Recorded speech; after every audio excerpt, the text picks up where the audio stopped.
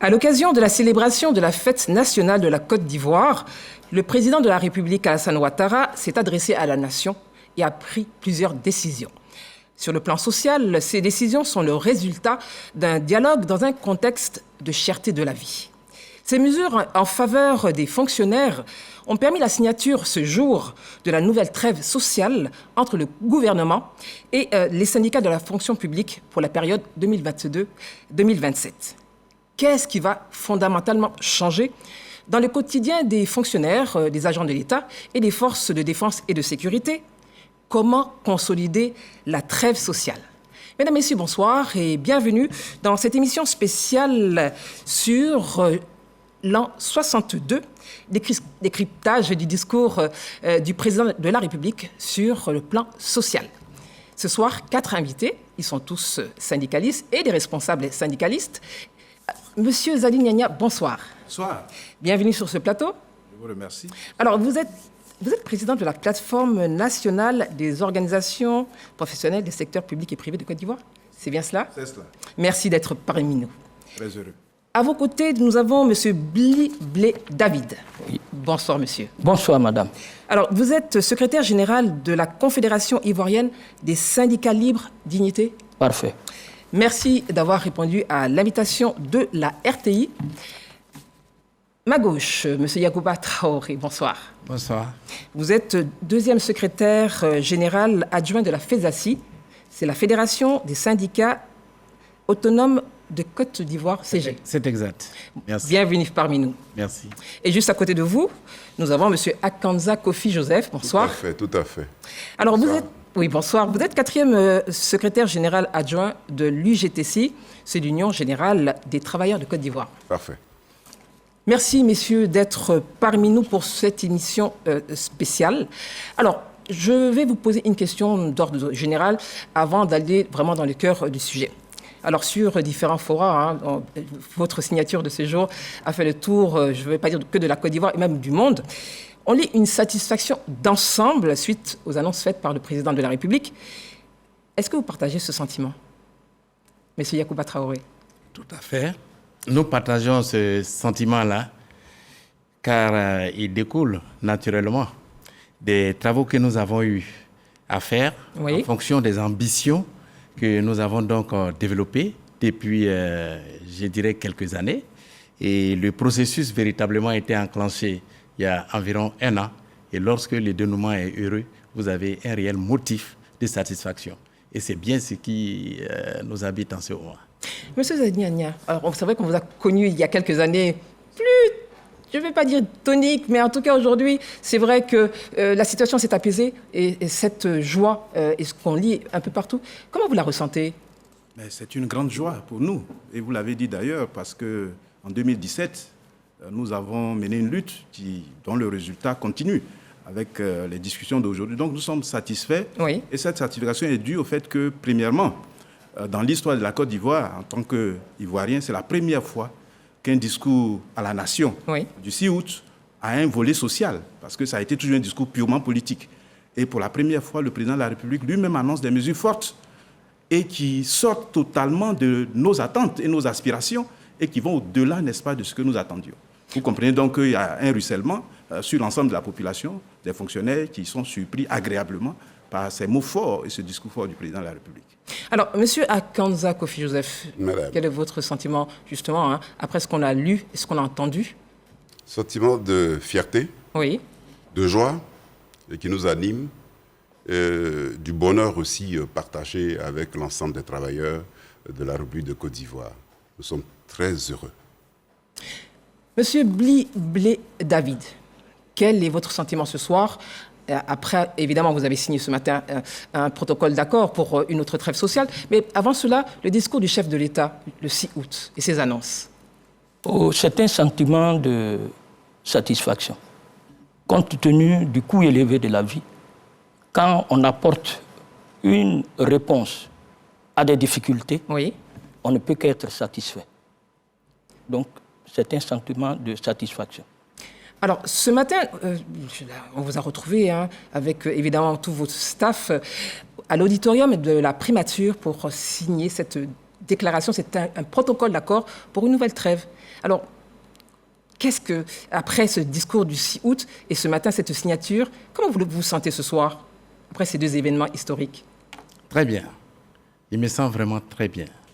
Et raison pour laquelle, avant de rentrer dans le corpus du sujet qui nous réunit ce soir, je voudrais sacrifier à un devoir de reconnaissance. Faites. De reconnaissance vis-à-vis de la nation qui très souvent nous a soutenus parce que nous luttons, nous, syndicalistes, pour la chapelle de tout le monde, notamment de nos concitoyens aussi et particulièrement de nos mandants.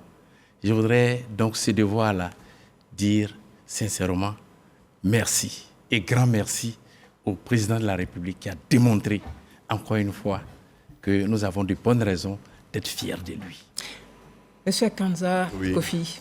Je partage ce que vient de dire mon voisin de droite, Yacouba, mais au-delà, quand vous allez à une lutte, que vous revenez de cette lutte-là avec de bons résultats, il y a d'abord la satisfaction personnelle, mais partagée aussi pour ceux pour qui vous avez lutté.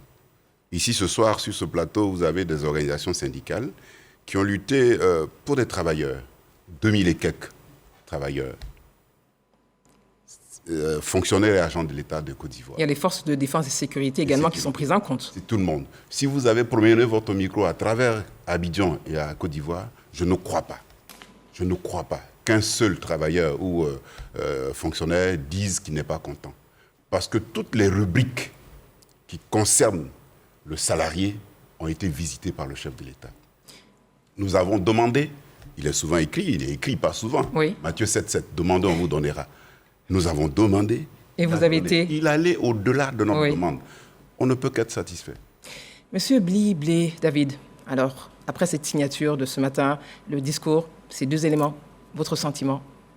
Bon, tout à l'heure, j'ai parlé de satisfaction. Oui. Mais la satisfaction vient d'abord de deux faits. D'abord du fait que c'est le dialogue qui triomphe en temps d'accalmie. Là où le monde syndical n'était pas en grève. Parce que c'est vrai qu'on a connu des grèves, ça bouillonnait et donc, à un moment donné. Là, on engage le dialogue, on aboutit à des résultats qui sont des résultats productifs. Ça, c'est ça. La deuxième satisfaction, donc la réponse du gouvernement a été un élément de satisfaction. Le deuxième élément de satisfaction, le travail de tous les leaders unis qui ont essayé de taire leur ego pour parler d'une même voix. Deuxième satisfaction. Quand on choisit d'être un leader d'un secteur, je pense que quand il y a une harmonie et quand on est en face des autorités qui comprennent le sens du combat, je pense qu'on est satisfait. Donc voilà d'abord l'élément de satisfaction. Satisfaction par rapport, je crois, à l'exercice que nous nous sommes donnés et puis les résultats qui sont là. Alors, M. Zadi Dania, votre voisin et collègue Bli David parlait justement de ces égos qu'on a connus par le passé qui se sont tus. Aujourd'hui, ce soir, votre sentiment justement par rapport à ce que vous avez obtenu? Mais moi, je suis un homme léger ce soir. Je pense que j'aurai le sommeil le plus profond ce soir. Nous avons été moqués, je dirais, par les camarades qui ne croyaient pas. Ah, ils ont douté de vous? Oui, pas du tout. Pourquoi? Ils ont douté parce que, bon, pour eux, il faut forcément une grève pour enclencher un dialogue, pour aboutir à des accords. Nous leur avons expliqué depuis plus d'1 an, ayant fait le tour de la Côte d'Ivoire, qu'il fallait s'inscrire dans ce processus nouveau, dans cette dynamique nouvelle, dans ce paradigme nouveau. Et ils nous ont suivis, mais beaucoup n'y croyaient pas. Et même quand nous annoncions à mots couverts les résultats qui se préparaient dans les chaumières, beaucoup nous ont moqués. Aujourd'hui, je suis un homme tranquille, qui va dormir tranquille, et je pense que c'est le même sentiment que nous partageons. Et comme l'a dit le camarade Bli tout à l'heure, l'autre aspect, c'est cette union qui s'est faite parmi les 8 organisations qui ont travaillé ensemble. Hier, en 2017, on a signé dans des conditions difficiles, mais nous avons en même temps institué un cadre.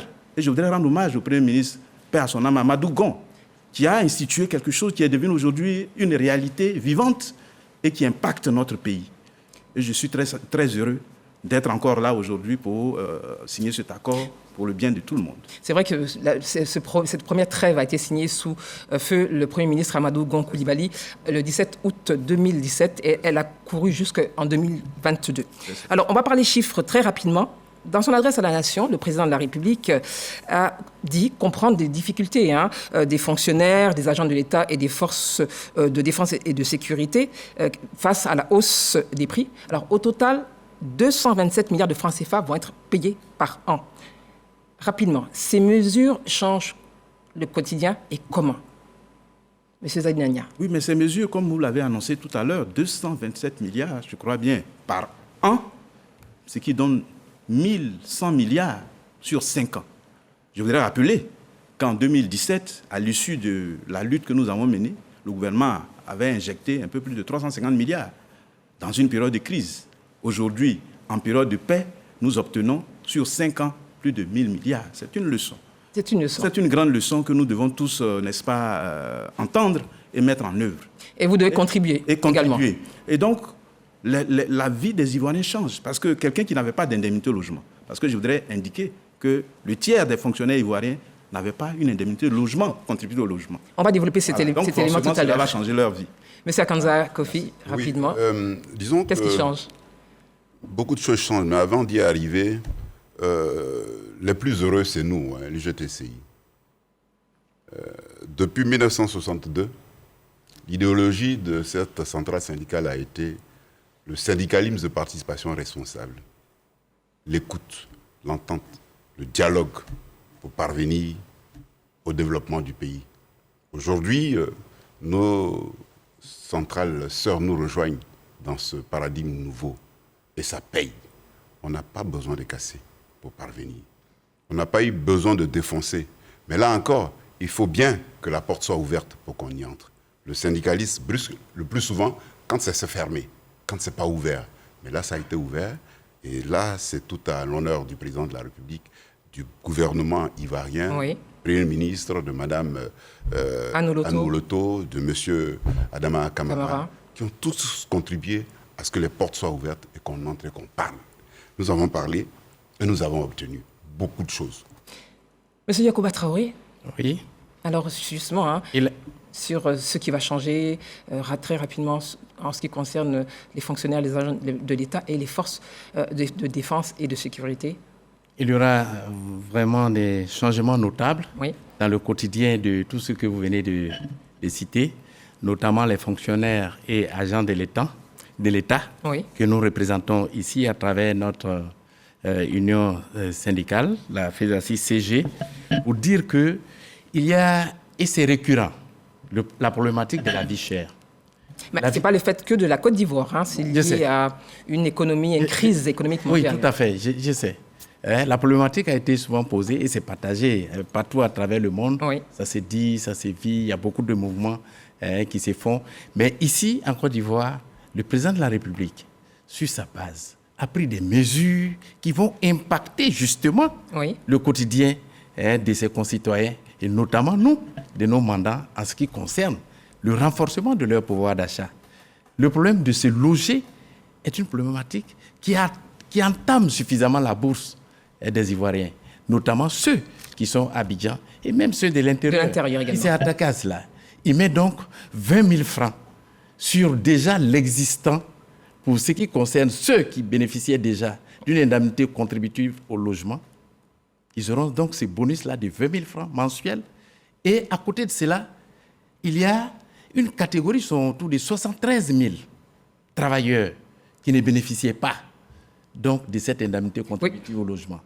Donc, les mesures énoncées là viennent apporter cette correction. Dieu seul sait si les syndicalistes se battent, luttent tous les jours pour plus de justice sociale. Très bien. Il y a également...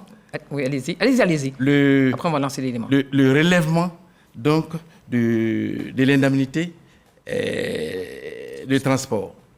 Transport urbain à Abidjan, quand on a fini de se loger, l'autre problème, c'est le transport. Comment se déplacer? Donc, il y a un relèvement substantiel au niveau d'Abidjan qui passe pratiquement du simple au triple, de 7 000 francs à 20 000 francs. C'est ça qui va changer et impacter le quotidien des Abidjanais travailleurs. Et à l'intérieur, notamment à Bouaké, et dans les grandes régions, là où c'était de 7 000 francs, ça passe à 15 000 francs. 15 000. Donc personne n'a été oublié. Personne n'a été oublié. Très bien. Alors nous allons ensemble suivre cet élément qui a été réalisé par... Vous voulez ajouter quelque chose? Oui, allez-y, pardon, monsieur Blé. Allez-y. Pour moi, au-delà des chiffres, oui. Au-delà des chiffres, oui. Ce qui va véritablement changer, c'est la conception du dialogue dans le mouvement syndical. On est en période de paix, on travaille, on a des résultats. Ça va faire changer beaucoup de choses pour que le monde, nos camarades comprennent que quand on dit de privilégier le dialogue, ce n'est pas conduire le mouvement syndical à l'abattoir. Voilà. Donc, je partage déjà ce que les camarades ont dit, au-delà des chiffres et de ce que nous allons avoir comme gain financier. Alors, je vous invite, messieurs, à suivre cet élément réalisé par Davis Oyo, Ibrahim Touré et Franck Kouao. Nous parlons de la revalorisation des salaires et on en parle sur ce plateau par la suite. Commémoration de l'an 62 de la Côte d'Ivoire. Le président de la République, Alassane Ouattara, s'est adressé à la nation. Au menu, la revalorisation salariale pour les fonctionnaires, agents de l'État et forces de l'ordre. Premièrement, l'extension du bénéfice de l'indemnité contributive au logement à l'ensemble des fonctionnaires et agents de l'État. Deuxièmement, la revalorisation de 20 000 francs CFA par mois de l'indemnité contributive au logement pour l'ensemble des fonctionnaires et agents de l'État, y compris, bien sûr, les forces de défense et de sécurité. Troisièmement, la revalorisation de la prime mensuelle de transport restée inchangée depuis 2008. Quatrièmement, la revalorisation pour la première fois depuis 1960 de l'allocation familiale qui passe de 2 500 francs CFA à 7 500 francs CFA par mois et par enfant, selon les modalités d'application habituelles, pour tous les fonctionnaires et agents de l'État, y compris les forces de défense et de sécurité. Cinquièmement, l'instauration d'une prime exceptionnelle de fin d'année représentant un tiers du salaire mensuel indiciaire de base du mois de décembre qui sera payé au début du mois de janvier suivant pour tous les fonctionnaires et agents de l'État, y compris les forces de défense et de sécurité. Les retraités ont été également pris en compte. Ainsi, les retraités du secteur public bénéficieront de la hausse de l'allocation familiale de 5 000 francs CFA par mois et par enfant. En ce qui concerne les retraités du secteur privé, les pensions de retraite augmenteront de 5%. La déclaration du chef de l'État a suscité des réactions au sein de la classe politique et de la société civile. Le centre d'intérêt du président de la République, c'est le peuple ivoirien, c'est la population et c'est ceux-là même qui gouvernent. Et aujourd'hui, cet acte qui vient de poser est un acte fort parce que les Ivoiriens attendaient beaucoup du président de la République quant à la vie chère. Et aujourd'hui, apporter un plus sur le salaire des Ivoiriens, c'est sortir les Ivoiriens de leur situation difficile. Nous sommes dans une situation économique difficile. Et tout ce qu'on peut donner aux travailleurs est une très très bonne chose. Le président en tant qu'économiste a tellement bien fait qu'en augmentant les salaires et demander même que le SMIC soit augmenté, c'est une très très bonne chose encore. Chez les populations, l'information sonne comme une réponse au vécu quotidien. Ça va nous aider à pouvoir bien manger et puis économiser. Si tu gagnes une bénéfice dessus, tu peux garder pour faire autre chose, pour aider les enfants qui sont à l'école. Si ça a augmenté, là, nos maris là, ils vont augmenter l'argent du marché, on peut prendre pour manger. Nos maris peuvent nous donner l'argent, on va prendre pour faire commerce. En tout cas, c'est une bonne idée. Si la nouvelle disposition prise par le président de la République pour les travailleurs de l'État rentre en vigueur à partir du prochain virement des salaires, ceux du privé doivent attendre le dénouement des discussions entre le gouvernement et les employeurs. Merci Davis Oyo, Ibrahim Touré et Franck Kouao pour le montage. Je voulais préciser donc aux téléspectateurs, ceux et celles qui suivent cette émission spéciale, qu'il y a une seconde vague de responsables syndicalistes ou syndicaux qui se joindront donc à nous. Donc cette seconde vague va se joindre à nous parce que vous étiez 8 ce matin et nous devons respecter cet équilibre. Alors messieurs, nous avons suivi donc cet élément. Premier commentaire. Monsieur Yakuba Traoré. Ce qui nous frappe, ce n'est pas tellement la cagnotte qui est donnée, mais c'est la manière de donner. C'est la base sur laquelle le président de la République se met pour donner. Il a un regard panoramique sur l'ensemble des forces vives, y compris les retraités, le monde, le secteur public, les forces de défense et de sécurité.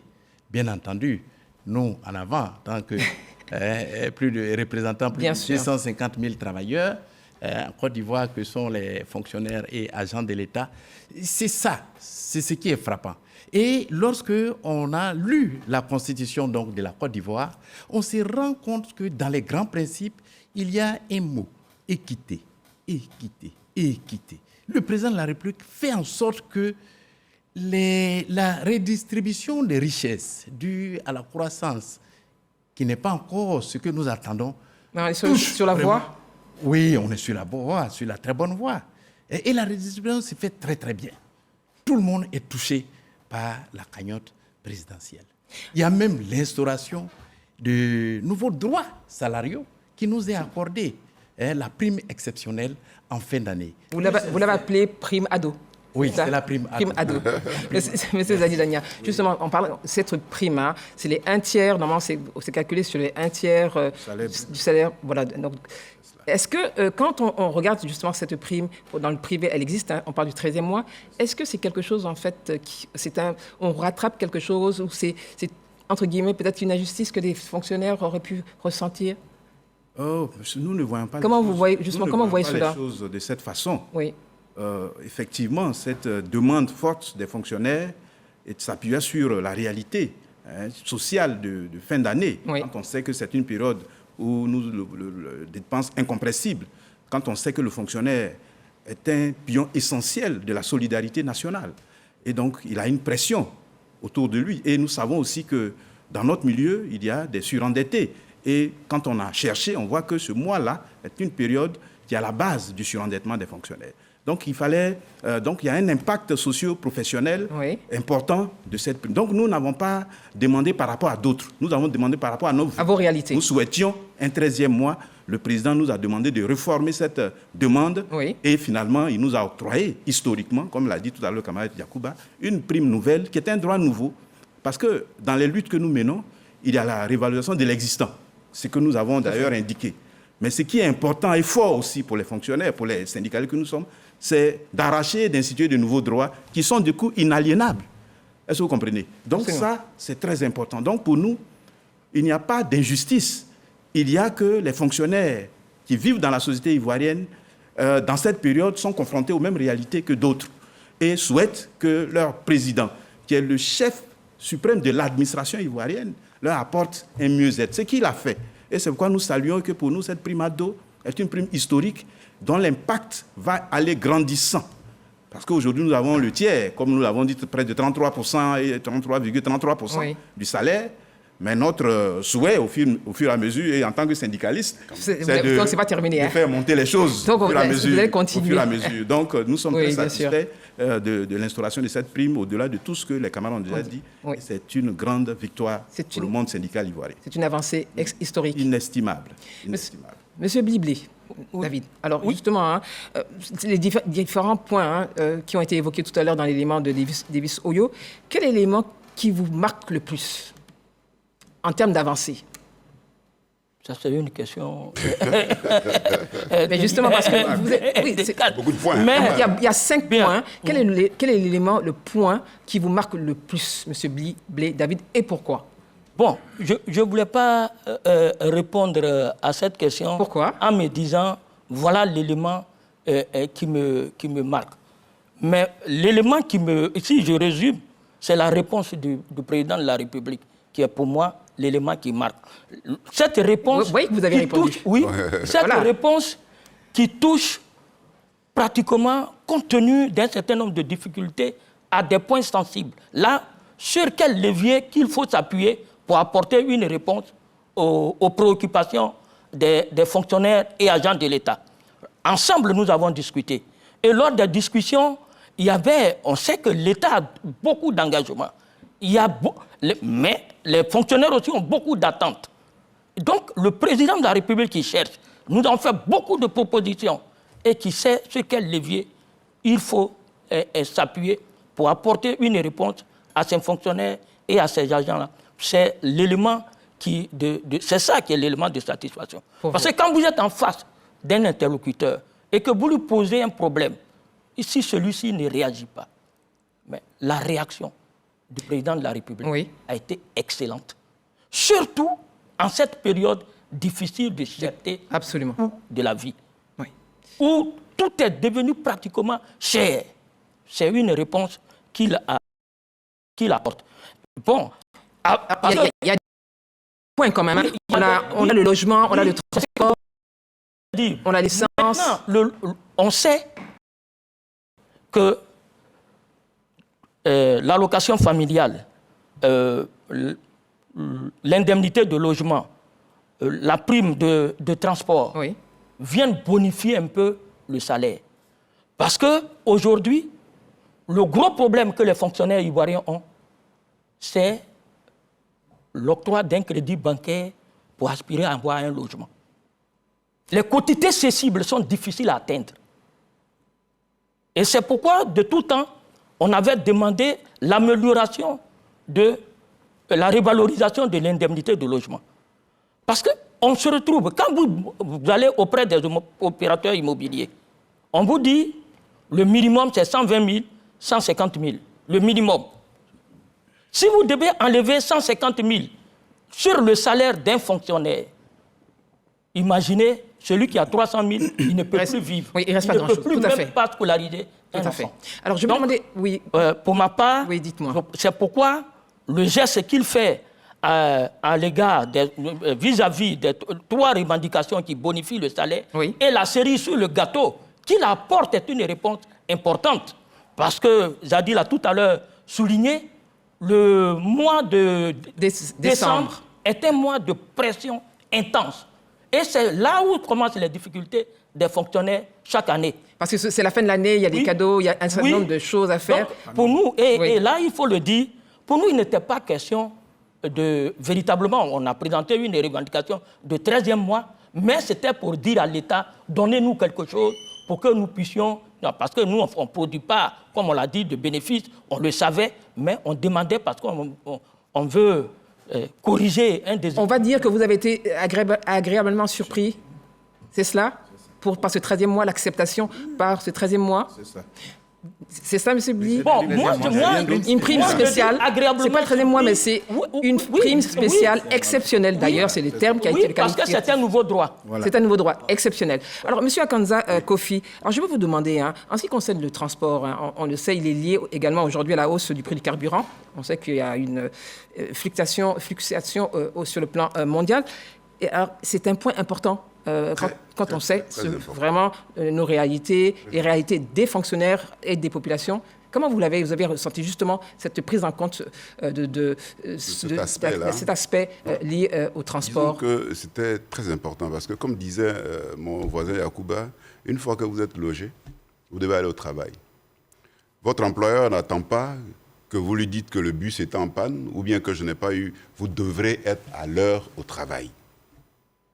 Et à Abidjan, pour nous qui sommes à Abidjan, c'est difficile. Souvent, la carte de bus même, elle ne sert à rien. Elle sert de décor dans les portefeuilles. M. Akanza. Non, c'est une réalité. Parce qu'après, vous êtes obligé de décomposer, prendre 2 fois, si ça se dit, pour arriver au travail. Aujourd'hui, avec cette prime, vous êtes plus à l'aise pour arriver sans dépense. Vous avez suivi avec nous les commentaires. Bien sûr. La réaction des épouses qui disent aujourd'hui, si le président a fait ceci, nos maris vont nous donner un peu pour les aider à réaliser quelque chose de bien pour la famille. Au-delà, on n'a pas tout dit, madame. Faites. Vous êtes là pour ça, pour justement... On n'a pas tout dit. On continue la pédagogie et l'information. Ce qui est cité est connu, c'est-à-dire la prime de transport, le logement, l'allocation familiale. Pour la petite boutade ce matin, quand le Premier ministre l'a annoncé, il y en a qui ont dit on va reprendre à faire les enfants. On dit non, on ne vous donne pas cette allocation pour faire les enfants. C'était une boutade. Il va plus loin, le président de la République, en activant le comité consultatif du dialogue social dans le secteur public. Et là-bas, on inscrit l'étude de la revalorisation. De la revalorisation de l'indice référentiel de base. Mais les discussions ont Non, mais c'est très bientôt. Commencé. L'arrêté va être signé, le comité va être mis en place, les choses vont démarrer.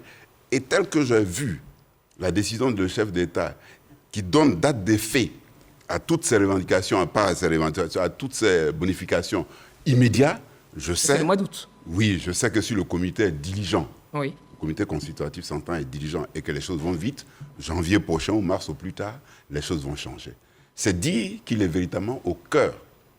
Et ça doit vous surprendre. Vous, les journalistes, vous attendez le plus souvent pour Pourquoi que, les syndicalistes soient à couteau tiré avec les employeurs et les syndicalistes. Mais pour une fois, on fait l'éloge d'un chef d'État. On fait l'éloge d'un employeur. C'est dire que la satisfaction est totale. Elle est totale.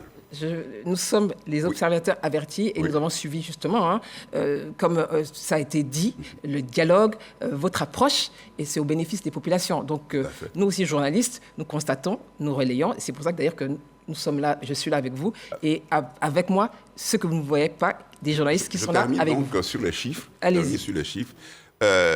Tous ces chiffres passent du simple au double et au triple.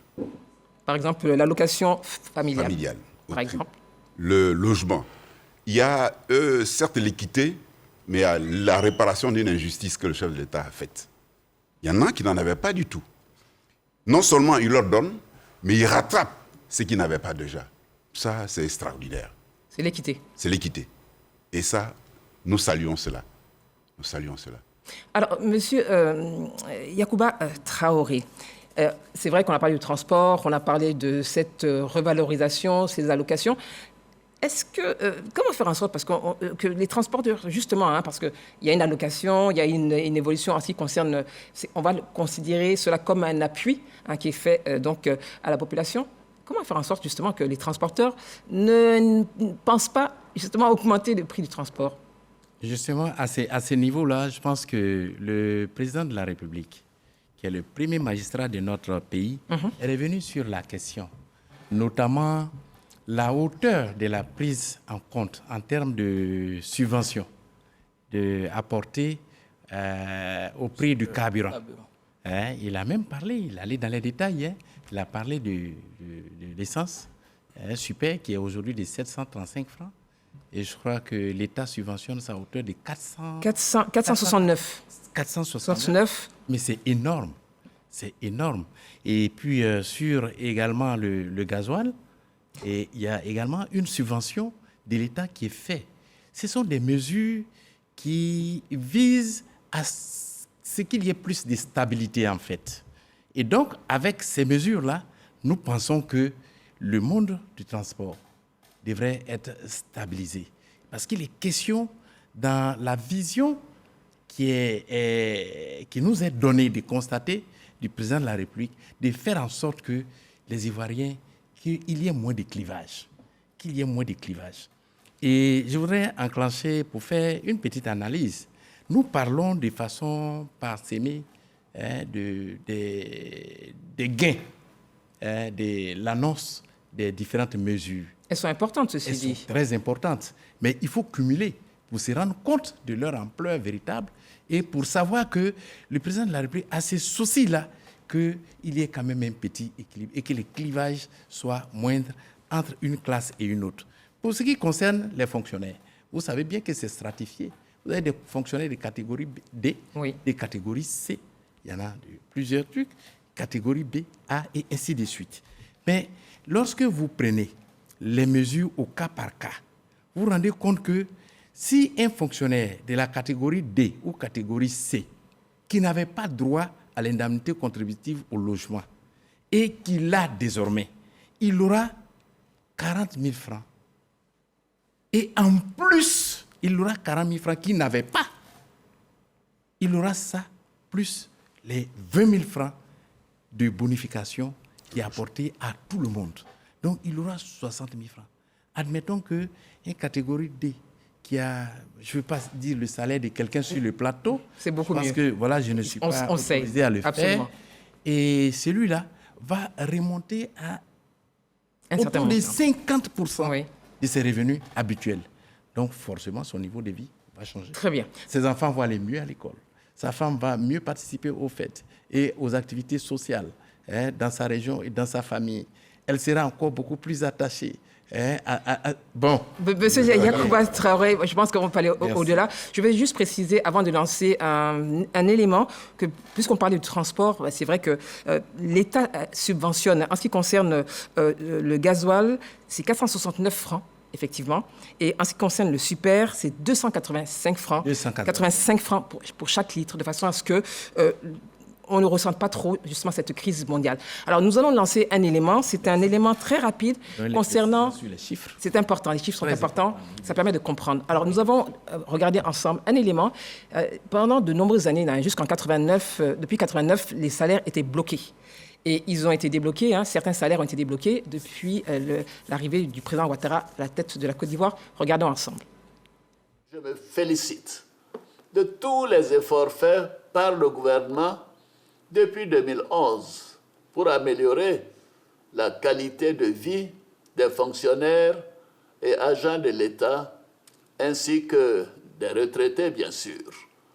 En effet, il convient de rappeler que nous avons mis fin en 2014 au blocage des salaires en vigueur depuis 1989, c'est-à-dire pendant 25 ans. Et depuis lors, les fonctionnaires et agents de l'État connaissent systématiquement des augmentations de salaire tous les 2 ans. Au total, entre 2011 et 2021, les fonctionnaires et agents de l'État ont perçu, grâce aux différentes mesures prises par le gouvernement pour améliorer leurs conditions, un montant cumulé de 2 162 milliards de francs CFA, soit environ 216 milliards de francs CFA par an. Alors, Monsieur Zali Nyanya, on vient de loin. Oui. Et vous étiez déjà des discussions de l'époque, tous. Oui, c'est cela. Alors, on vient de loin. Oui, oui. Souvenir justement de cette époque.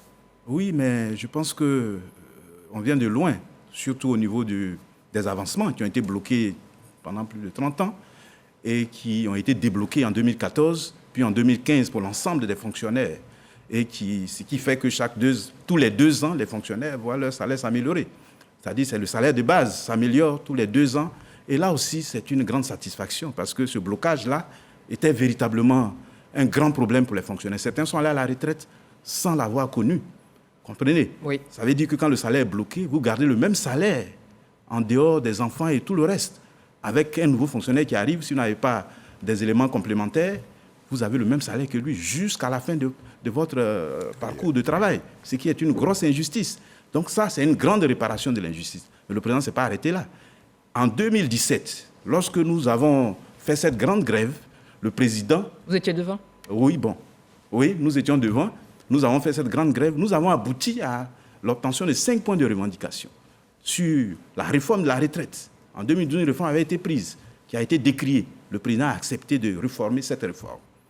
Ensuite, le stock des arriérés, le fameux stock des arriérés, 245 milliards, le gouvernement a pris l'engagement de payer depuis 2018, en date et en heure, le gouvernement paye. Donc il a tenu parole. Le montant. Donc, nous sommes dans une dynamique d'un homme qui s'est engagé véritablement au plan social, et il faut le reconnaître, Et notre rôle en tant que syndicaliste, ce n'est pas seulement de demander, mais c'est de reconnaître avant de demander. Et c'est ce que nous faisons ce soir, et en rendant hommage au président de la République pour ce qu'il a fait et pour ce qu'il est en train de faire aujourd'hui, qui rentre aussi dans l'histoire. Alors, messieurs, je vais vous demander juste par rapport à ce premier sujet, votre conclusion, parce que nous allons recevoir 4 autres, parce que vous étiez 8 ce matin, donc avec le Premier ministre. Monsieur Yacouba Traoré, oui. Mot de fin par rapport à ce qui s'est passé ces 48 heures. Nous notons qu'il y a un nouveau paradigme qui est né et qui est basé sur l'instauration du dialogue social permanent entre les décideurs et les groupements des travailleurs, ici représentés par les centrales syndicales et les fêtiers des organisations syndicales. Nous encourageons cette dynamique. Parce que sans coup ferré, aujourd'hui, on a vu, il y a l'un de mes collègues sur ces plateaux qui faisait une analyse comparative, mais de façon rapide, qui a dit, en temps de crise, quand on a fait des mouvements de grève, on a pu obtenir au total, durant les 5 dernières années, la cagnotte de 357 milliards. Et pour les 5 prochaines années... C'est 1100 milliards. C'est 1100 milliards. Vous voyez la différence? Donc nous choisissons ce nouveau paradigme et dans lequel nous invitons la communauté des travailleurs, qu'ils soient Fésassi, pourvu qu'ils soient ivoiriens. Tout le monde doit se rendre compte de la valeur et de ce que peut nous apporter le dialogue en temps de paix. Et je pense que le pays en a besoin. Nos gouvernants ont besoin d'accalmie, que le climat social soit apaisé. Produit plus de richesses et qui nous sera naturellement profitable. Merci, Monsieur Yacouba Traoré. Monsieur Bliblé David, votre mot de fin au regard de ce qui s'est passé ces 48 heures? Mon mot de fin, je voudrais remercier le gouvernement de Côte d'Ivoire, avec à sa tête le président de la République, le chef du gouvernement et les 2 ministres qui ont conduit le dialogue, la ministre de la fonction publique, le ministre de l'Emploi et de la Protection sociale. Mme Annou Doto et Maître Adama Camara. Pour ce travail gigantesque qui a été fait. Je pense qu'aujourd'hui, le processus du dialogue est lancé. Oui. Et il faut vraiment que toutes les conditions, comme on les a réunies, soient réunies au niveau sectoriel pour que les problèmes au niveau sectoriel puissent trouver des solutions. Parce que là, on vient de régler les problèmes de façon transversale.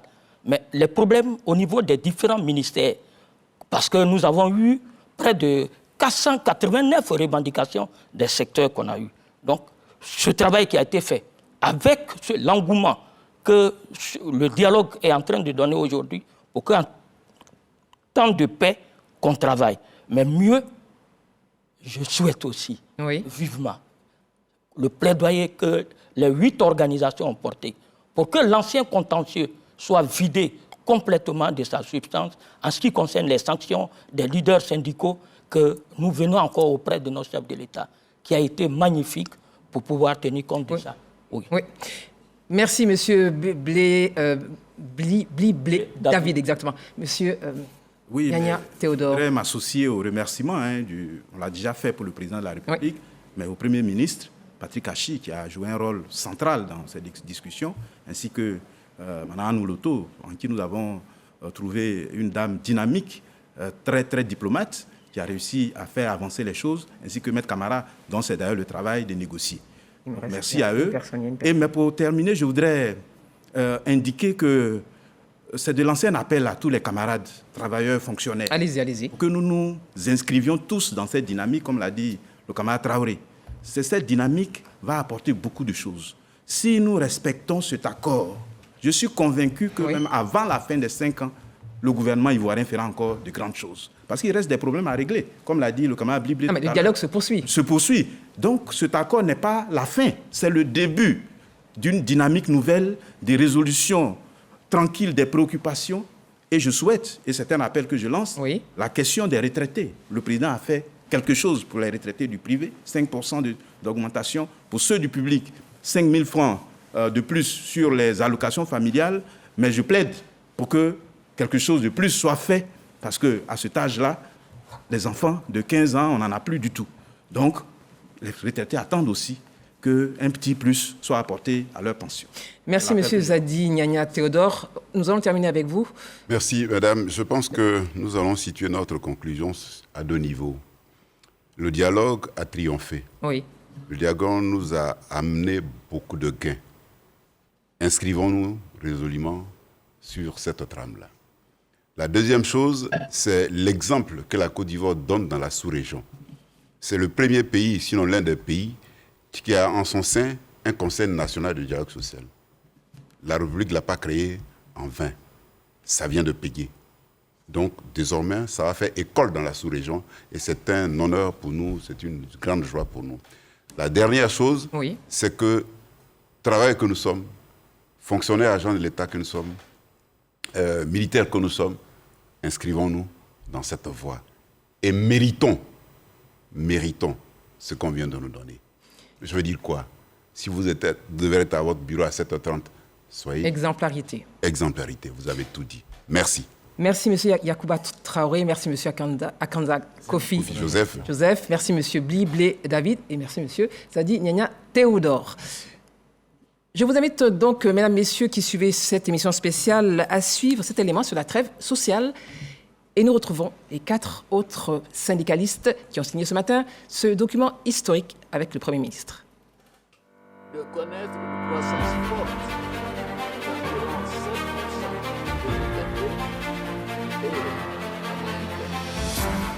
7% Dans ce contexte de cherté de la vie, le gouvernement a repris les discussions avec les organisations syndicales pour faire le bilan de la trêve sociale 2017-2022 et conclure une nouvelle trêve sociale pour les 5 années à venir.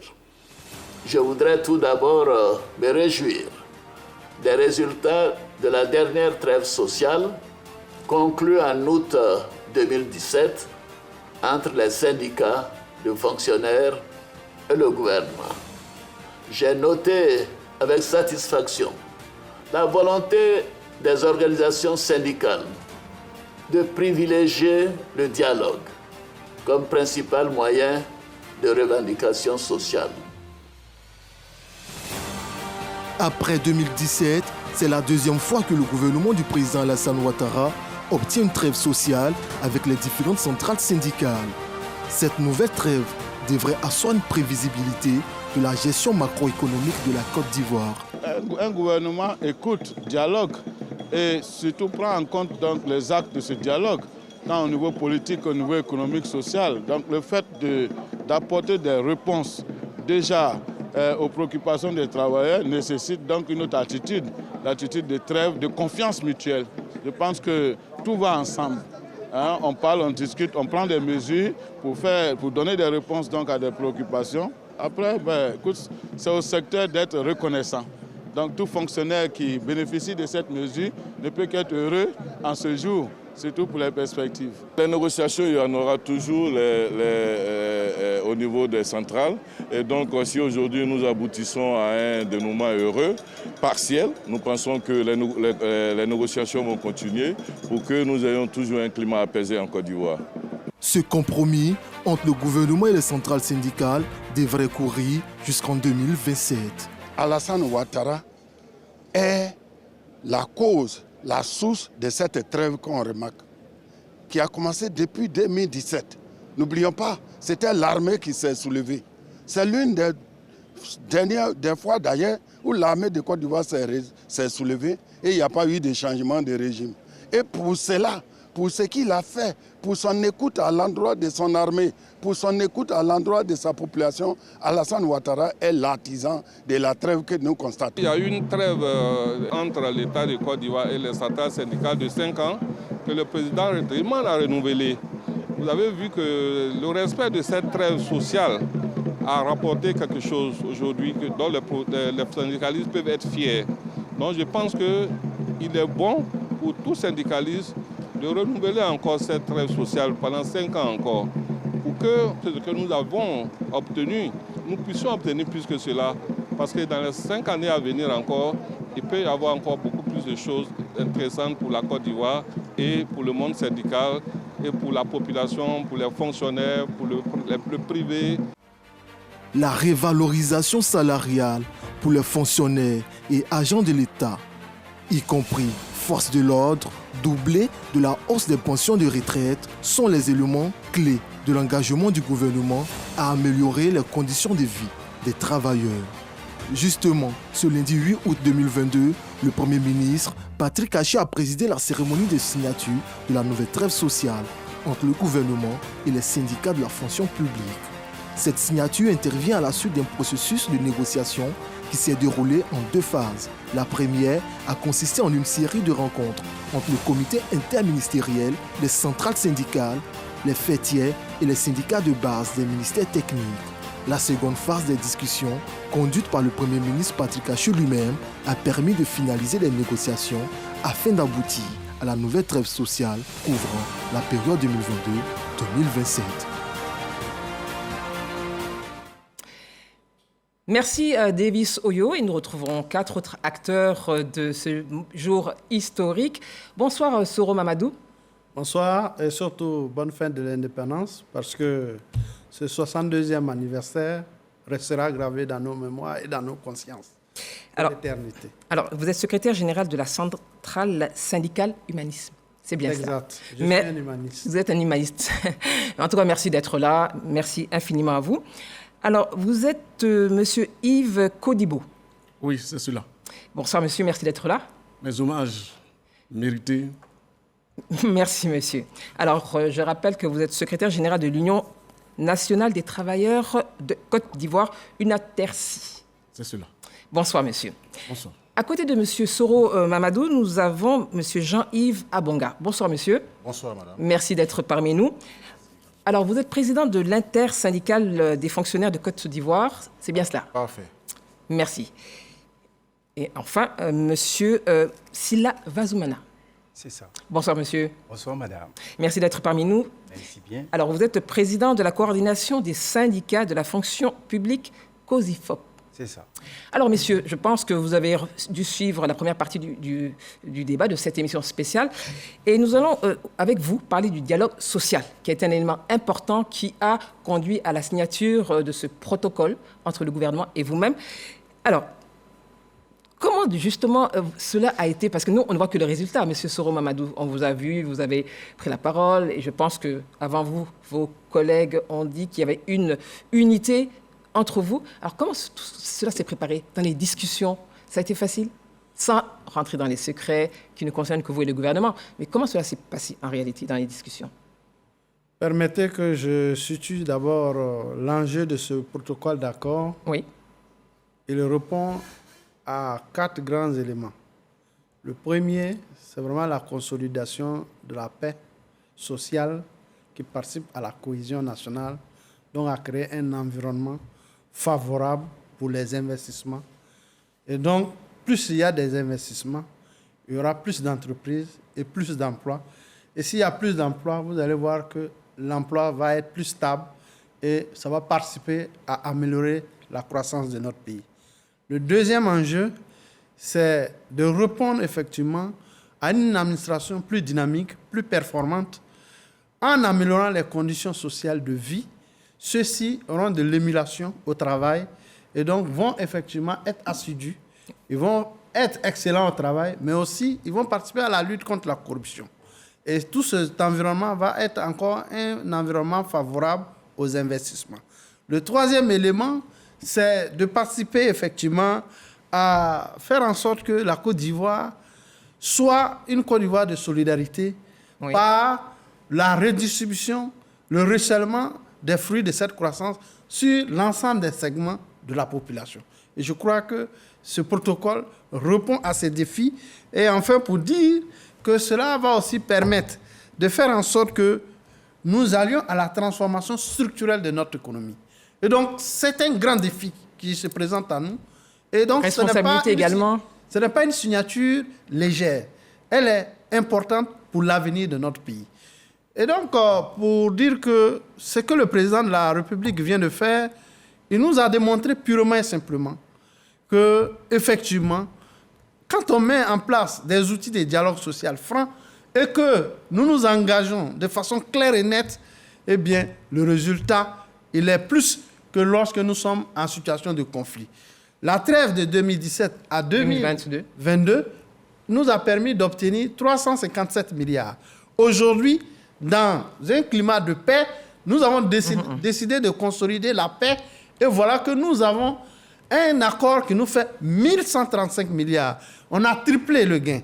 D'accord, M. Sorama, on est d'accord là-dessus. Cela étant, comment avons-nous fait pour arriver à ce grand élément? Et justement, je vais demander à vos collègues comment justement on arrive à ce dont parle M. Soro Mamadou. Dans quel état d'esprit on est? Comment on engage ces discussions pour arriver justement à cette signature? En tout cas, avant de répondre à cette question, je voudrais simplement dire merci au président de la République parce qu'il faut le noter sincèrement, cet accord qui a été obtenu est un accord rempli d'histoire. C'est un accord qui va permettre à toute la sous-région de pouvoir prendre comme la Côte d'Ivoire comme exemple du dialogue social. Comment avons-nous arrivé à ce niveau-là?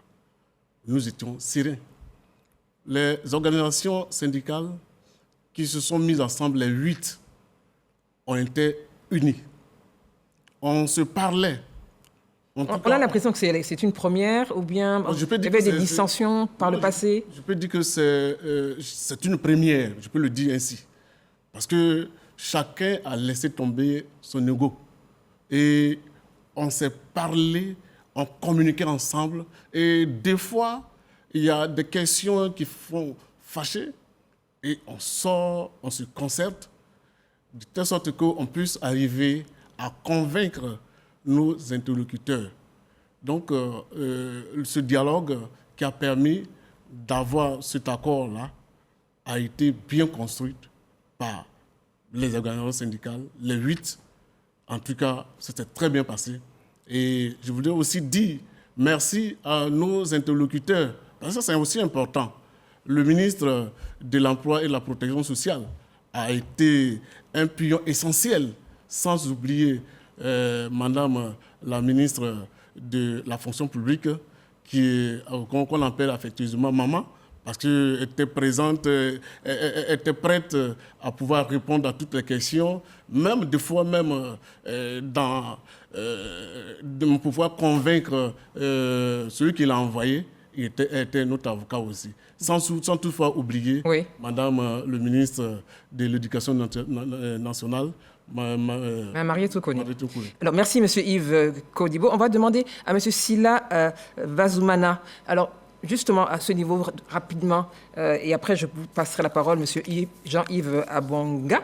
Alors, M. Sila Vazoumana, comment on arrive justement, dans votre état d'esprit, comment on arrive justement à aller à cette négociation, mais surtout à signer cet accord historique avec le gouvernement? Merci bien, madame. Et il faut dire que notre premier président disait à tout moment que le dialogue est l'âme des hommes forts. Oui. Quels que soient les conflits, quelles que soient les difficultés, on va toujours revenir au dialogue.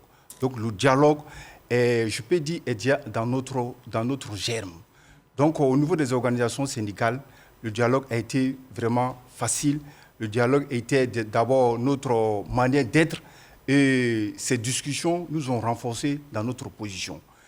Et ce dialogue-là, avant de continuer, je voulais remercier son Excellence, Monsieur le Président de la République. Ah, vous êtes tous unanimes, hein? Oui, là, vraiment. Il y a vous, les 4, c'est vraiment l'unanimité. L'unanimité.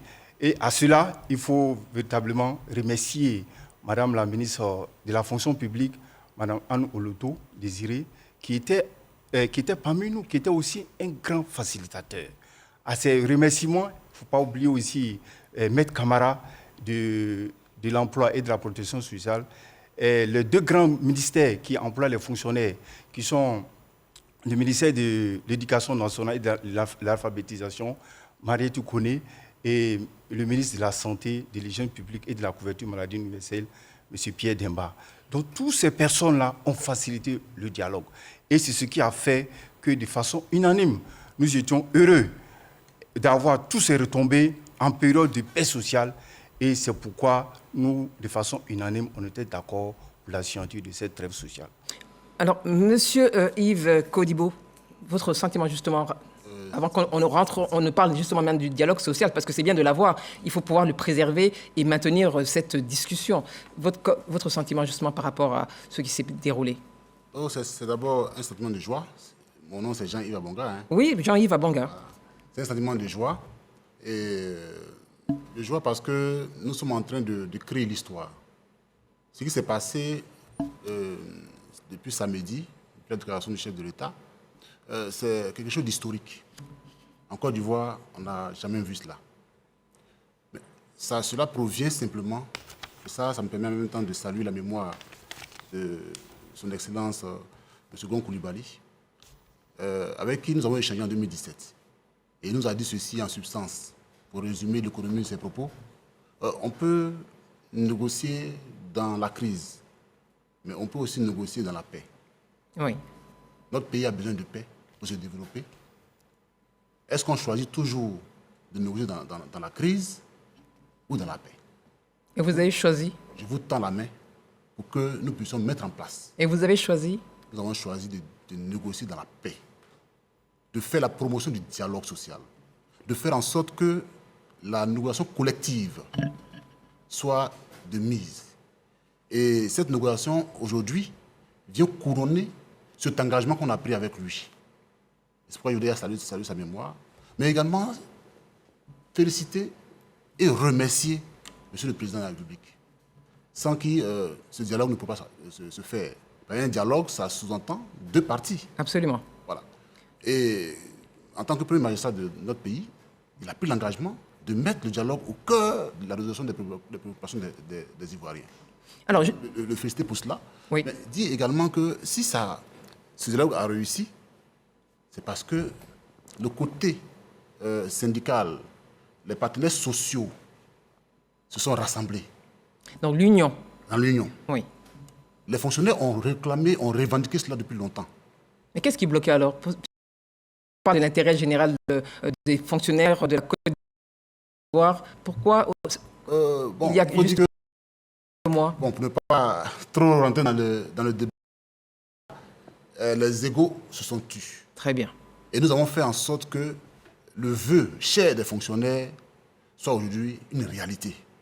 On s'est mis ensemble. On a choisi un porte-parole. C'est pourquoi je voulais, si vous me permettez, féliciter d'abord tous les responsables syndicaux qui ont participé à ce dialogue. Féliciter également le porte-parole qu'on a choisi. Et si ça avait échoué, il emporterait la responsabilité. Donc, on dit que la victoire a... Voilà. Et si aujourd'hui, on est tous heureux, oui. Il est bon qu'on vienne dire merci également à ce porte-parole qui a représenté dignement. Il a porté votre parole. Alors, mais je vais terminer. Oui, terminer. Avec votre permission. Terminer. Mes remerciements également à son Excellence, Monsieur le Premier ministre, qui, lors des discussions, a bien appréhendé la situation. Et il est allé auprès du chef de l'État, traduire nos préoccupations. Il faut lui dire merci également. Dire merci également aux membres du comité interministériel. Pour ne pas me tromper de titre, je vais donc citer rapidement le ministre de la fonction publique, le ministre de l'Emploi, le ministre de l'Éducation nationale, de la Santé, qui étaient au quotidien avec nous et qui nous ont permis d'avoir tout ce qu'on a eu aujourd'hui. Et les deux parties ont joué véritablement leur partition. Donc, on peut dire ce soir que c'est du win-win, tout le monde a gagné, mais d'abord la Côte d'Ivoire et la paix sociale. Alors justement, on parle de climat apaisé, on parle de dialogue social, de contrat social. Monsieur Soro Mamadou, puisque vous étiez le porte-parole, justement, en quelques mots, comment on maintient, on préserve justement ce qui est aujourd'hui comme un bijou, ce contrat social? Il faut partir dans l'histoire. Au sortir de la Première Guerre mondiale, 1914-1918, les nations ont constaté qu'il fallait un instrument pour anticiper, prévenir les conflits. C'est ainsi qu'en 1919, l'OIT, qui est une structure spécialisée en charge du travail, a été mise en place. Et donc, c'est cette organisation qui a décidé de, créer un parlement mondial où chaque année, à la faveur de la conférence internationale du travail, tous les États se retrouvent avec les travailleurs, les employeurs et les gouvernements pour passer en revue les succès, les insatisfactions, mais surtout projeter une amélioration du droit du travail. Et donc, le dialogue social a été le produit donc, de toutes ces parties. Du coup, la Côte d'Ivoire elle-même, qui a subi un certain nombre de crises et qui est sortie de ces crises, naturellement, si la Côte d'Ivoire décide, au regard de ce passé historique qui permet d'aller de l'avant, d'écrire aussi ces pages du dialogue social, c'est à saluer. Et c'est pourquoi nous voulons dire merci au président de la République. C'est pourquoi dans mon discours aujourd'hui, j'ai pris une métaphore importante pour dire qu'il était le dieu du dialogue social en Côte d'Ivoire, certes, mais dans l'UEMOA et de la CEDEAO. C'est une grande métaphore, mais en même temps qu'il voulait dire tout ce que cela veut dire en tant que locomotive de l'UEMOA. En tant que locomotive, nous allons encore imprimer cette autre forme de dialogue social. C'est un dialogue qui s'est construit sur une base d'un plaidoyer scientifiquement construit. En tout cas, les organisations syndicales ont pris des scientifiques pour nous aider à construire ces éléments. Parce qu'en face... Vous êtes préparés, hein? En face, on a bien vu... Monsieur Soro. En face, on avait bien vu que le gouvernement avait choisi un avocat chevronné, qui est le ministre de l'Emploi. On a compris que si on n'était pas bien préparé au niveau argumentaire, on allait être pris à défaut. On l'a fait. Deuxième élément, on a fait une répartition des rôles entre les responsables syndicaux pour que, effectivement, là où tu te sens plus à l'aise, tu puisses développer. Bon, bref, on me dit on ne dit pas tout. Mais c'est la question que je vous posais, tout à l'heure. Comment vous avez réussi, justement, à mener ces discussions et aboutir à ce qu'on a dit aujourd'hui? Au cours de ces discussions, on a ajouté à la négociation ouverte la diplomatie dans la négociation.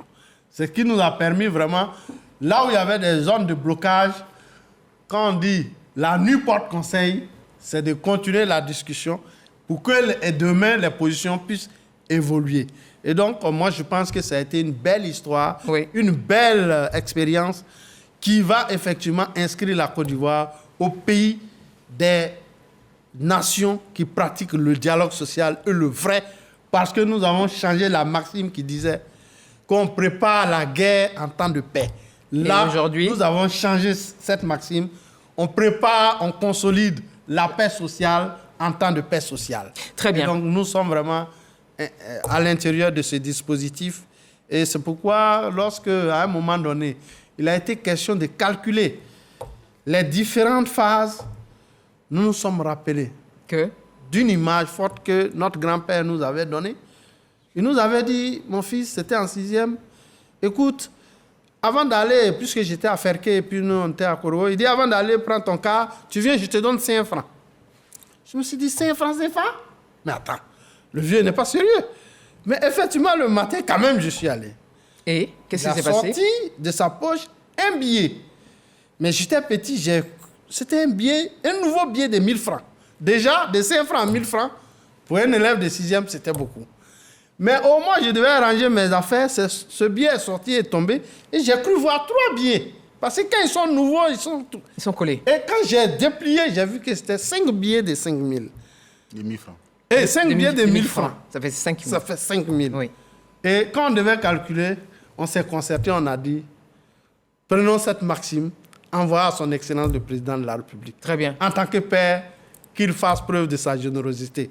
Et en plus d'être Dieu du dialogue social, il est le Dieu de la générosité, du ruissellement de la protection sociale sur l'ensemble des corps. Merci, M. Soro.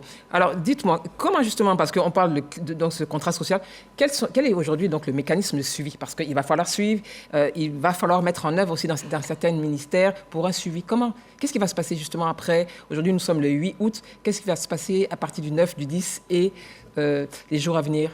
Non, en fait, ce qui est intéressant dans cette histoire, dans cet accord, il y a une cellule, un mécanisme de suivi de ce dialogue, disons de ces accords, qui est logé d'ailleurs Oui, c'est très important au niveau du cabinet du Premier ministre. Donc c'est le Premier ministre lui-même qui regarde, qui contrôle ces accords, l'application de ces accords. Et en même temps, ce qui est aussi important, dans chaque ministère, oui, il va être installé un comité de dialogue social. Et le Premier ministre l'a dit clairement, sinon le président de la République l'a dit clairement. Le Premier ministre prendra très bientôt dans ces jours un acte pour pouvoir installer ces différentes commissions dans ces ministères. Donc ça, c'est un gain. Donc chaque ministère aura officiellement un mécanisme de discussion interne. Donc le contrôle, le suivi et autres seront faits par ce mécanisme.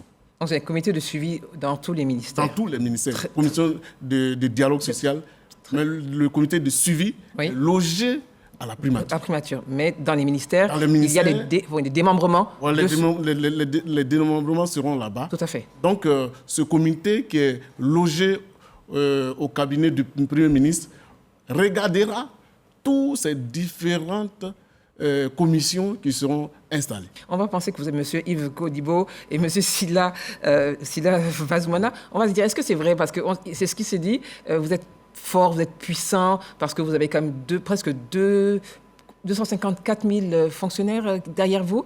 Est-ce que c'est vrai? Vous êtes fort et très puissant? Évidemment, nous sommes forts. Mais le succès même de ce pays repose en partie sur les travailleurs. Et les fonctionnaires et agents de l'État font partie de ces travailleurs-là, constituent la frange de ces travailleurs. Je voulais revenir un peu sur les comités sectoriels de dialogue social qui seront installés dans les différents ministères. C'est très important parce que vous conviendrez avec moi qu'on ne pouvait pas trouver des réponses à toutes les préoccupations des fonctionnaires pendant ces discussions. Les questions sectorielles, les discussions vont continuer dans les différents ministères. Par exemple, au niveau de l'éducation-formation, il y a 82 revendications. Donc, ces 82 revendications... Elles seront traitées au sein du ministère de l'Éducation, avec la première responsable. Ainsi de suite, ainsi de suite. C'est pour dire que dans le protocole, cela est bien mentionné. Non, mais ça va faciliter les choses, en réalité, les discussions. Ça va faciliter les choses. Et ça va anticiper les différentes difficultés qui pourront survenir. Donc, c'est un très bon accord qui dans cet accord-là, se trouvent les solutions des différents problèmes qui peuvent survenir. Donc, pour dire que vraiment, nous avons réfléchi à tout ce qui peut arriver et que les fonctionnaires et agents de l'État peuvent faire confiance à ces 8 leaders qui ont trouvé une bonne solution à leurs préoccupations. Vous avez été solidaire. Alors, Jean-Yves Abonga, qu'est-ce que vous répondez à ceux qui disent que vous êtes parfois politisés, vous les syndicalistes? Je vous pose la question parce que ça se dit. Je pense que c'est par les actes qu'on peut bien répondre à ces derniers. Moi, j'ai 25 ans d'expérience syndicale. Oui. J'ai lutté sous différents présidents. Sans fléchir? Sans fléchir. Le président Bédier, le président Gueye, le président Gbagbo et le président Alassane. Et chaque fois, on nous a collé toujours une étiquette. Et je prends les plus récents. C'était le régime du président Gbagbo, on nous a taxés de rebelles quand on luttait. Et sous actuellement le régime, au début, quand on a commencé, on nous a aussi dit que vous êtes manipulés certainement par l'opposition. Mais nous sommes restés constants.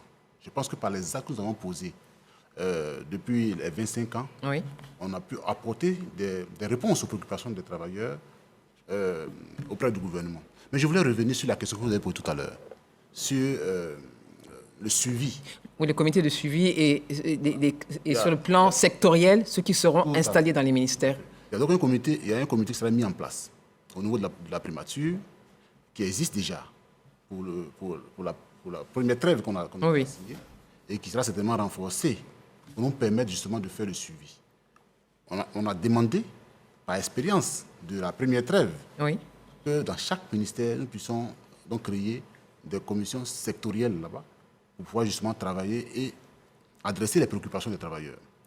Mais on a proposer également, et c'est ce qui sera fait, à mi-parcours, un bilan de l'actuel protocole d'accord. Donc quoi, dans 6 mois après le lancement? 2 ans. C'est 2 ans, hein, parce que la trêve, c'est 5 ans. On le rappelle, 2022-2027, donc dans 2 ans. Voilà, on fera donc un bilan à mi-parcours pour appréhender donc les difficultés.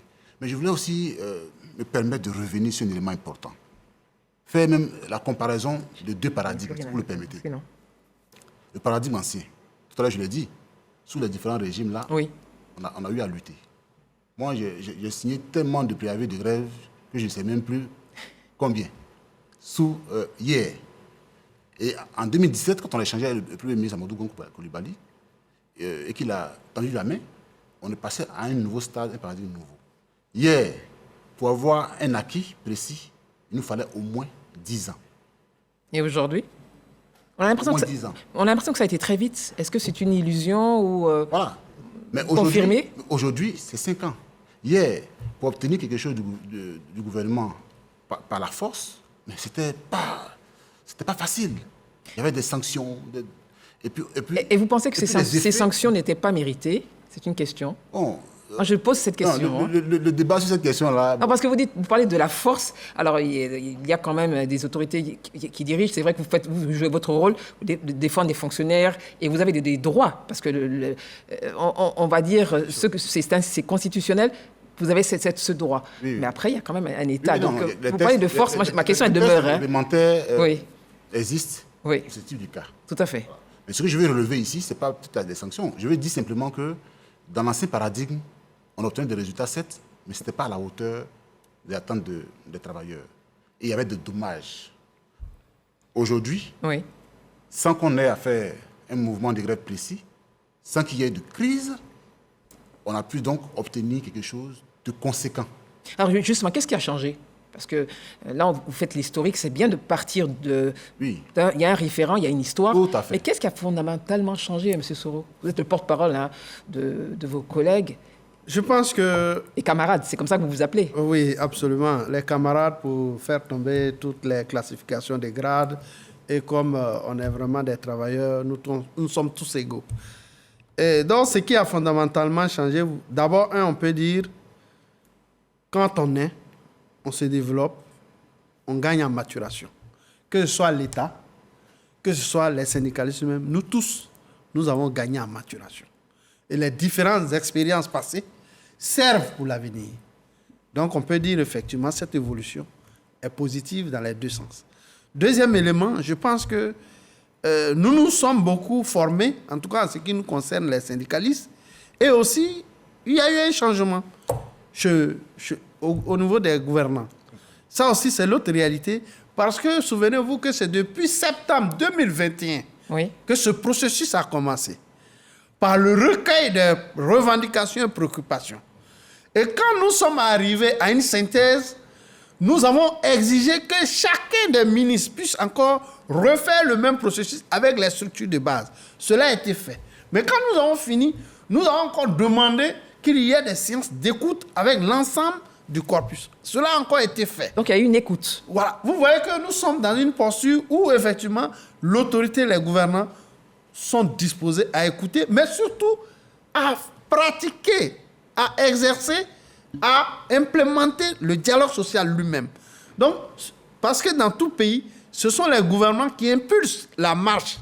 Et comme ce gouvernement l'a engagé, naturellement, nous qui sommes demandeurs, qui sommes des disciples infatigables du dialogue social, de par notre nature en tant que syndicalistes, on ne pouvait que utiliser donc cette voie du dialogue social pour que, effectivement, comme les pays scandinaves, ont pu, par le dialogue social, faire en sorte que la physionomie économique de leurs États change et que là-bas, aujourd'hui, dans les pays scandinaves, par ce système, les investissements foisonnent, si bien qu'aujourd'hui, le taux de chômage est de moins de 1%, 0,80, 0,75. Donc, il faudrait qu'on réfléchisse grand pour notre nation et de façon intemporelle. Mais justement, au regard de ce que vous avez fait, je pense que nous sommes en train d'évoluer. Il y a la paix sociale, il y a le dialogue social chaque 5 ans, et le contrat social. Si les responsables ne peuvent pas dire qu'ils n'avaient pas connaissance, qu'il faut aller à un dialogue d'anticipation. Et c'est ce qu'on vient d'instaurer. Et donc, c'est vraiment très important pour la nation. Et c'est pourquoi je voudrais m'adresser à certaines personnes qui ne comprennent pas. Qu'est-ce que ça veut dire? Des syndicalistes. Quand on voit qu'ils parlent ça et là, regardez bien les statuts et règlements de nos syndicats. Le chapitre 2, les objectifs. Il est mis qu'on défend les intérêts matériels et moraux pour accroître la protection sociale. Il n'a jamais été dit que dans les objectifs d'une organisation syndicale, c'est d'aller faire une grève. Non. Dans les moyens d'action, il y a le plaidoyer, la négociation, et on aligne les manifestations légales, de pression, et le dernier recours, c'est la grève. Donc ici, il nous a donné la possibilité d'utiliser les deux premiers outils. Avant d'arriver au dernier. Le plaidoyer et la négociation. Ouais. Et avec la négociation, on a constaté que ça nous a donné le triple par rapport à la grève. Or, toute grève, on peut avoir des plaies. Alors justement, là, M. Soro, je pense qu'ils vous ont entendu, ils vous suivent. Je vais demander donc de faire le tour de table, parce que malheureusement, le temps qui nous est imparti, il est presque terminé. Un message ce soir, lundi soir, 8 août, et je voudrais que vous nous disiez, le président de la République parle d'Ivoirien nouveau, on parle de cohésion sociale, on parle de stabilité. Aujourd'hui, il y a un contrat social. En une phrase, vous vous adressez à la nation. Qu'est-ce que vous dites à ceux qui vous regardent ce soir? Votre contribution? Non, je voudrais simplement dire à tous nos camarades, à toutes les personnes qui nous regardent, que c'est une réalité. L'Ivoirien nouveau. C'est effectivement une réalité. Parce que, habituellement, le syndicaliste, avant d'obtenir ce que nous avons eu, c'est toujours des séquelles, des gels des salaires, des comptes qu'on remarquait avant. Mais aujourd'hui, dans ce paradigme nouveau, on a obtenu tout. Donc on peut gagner tout sans faire du bruit, sans casser, sans faire palabre. Donc, celui qui écoute aujourd'hui ce message doit se mettre dans la tête ou en idée que s'asseoir et discuter doit être notre locomotive pour toute la Côte d'Ivoire. Merci, Monsieur Yves Kodibo, exactement. Merci infiniment pour votre mot de fin. Monsieur Jean-Yves Abonga. Bien, moi, mon mot de votre fin, message. C'est d'abord à l'endroit des fonctionnaires. Oui. Je voudrais leur demander de se joindre à nous dans ce paradigme nouveau, de se rassembler et de se mobiliser et qu'on reste unis dans ce paradigme que nous avons donc développé aujourd'hui. Faire en sorte que nous serons responsables et qu'on puisse, à travers nos actions, montrer à la nation que nous pouvons faire avancer notre pays. Parce qu'on a besoin de voir notre pays se développer également. Je voulais indiquer que ce protocole vient donner aujourd'hui aux fonctionnaires lambda une bonification de son salaire entre 30 000 et plus de 100 000 francs par le dialogue.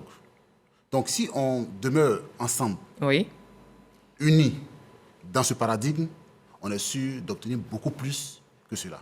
Merci, Monsieur Jean-Yves Abonga. Alors, Monsieur Sila Vazoumana, oui, votre mot de fin?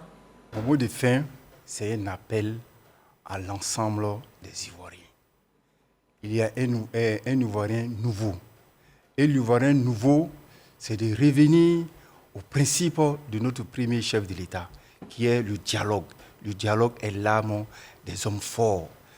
Avec le dialogue, comme les uns les autres ont dit, on a obtenu ce que nous n'avons pas pu avoir en période de crise. Et ce paradigme-là, on doit l'inculquer à notre façon d'agir. Aujourd'hui, dans l'accord, on va faire la formation de nos camarades. Il y aura aussi la formation du gouvernement pour que véritablement le dialogue social soit instauré dans les différents secteurs, pour que ce mécanisme-là puisse prévenir les crises. Donc l'Ivoirien nouveau est là et cette expérience-là, nous allons l'exporter. Très bien. À l'extérieur.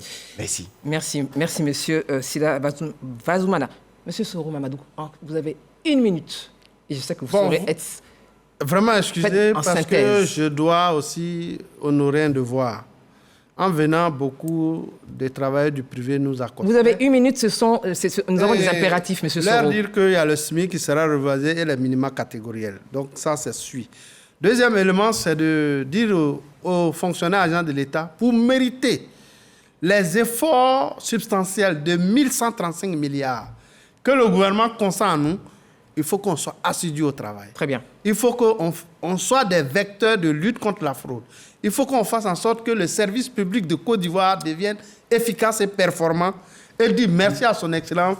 Et je voudrais conclure. Aujourd'hui, je suis convaincu. Si je suis un grand fromager, à la cime, si son Excellence, Monsieur le Président de la République, dit « saute, Soro Mamadou », je sauterai parce que je sais que si je tombe sur le sol, aucune jambe ne sera fracturée. Merci, monsieur. Aucune vertèbre ne sera fracturée. Merci, monsieur Soro Mamadou. Je vous remercie et ce ne sera pas la dernière fois que nous allons vous recevoir. Merci, mesdames, messieurs, d'avoir suivi cette émission spéciale. La stabilité de la Côte d'Ivoire peut lui permettre de construire les indicateurs de son développement au bénéfice des populations. Restez sur RTI 1. À très bientôt pour un autre débat. Bonsoir chez vous.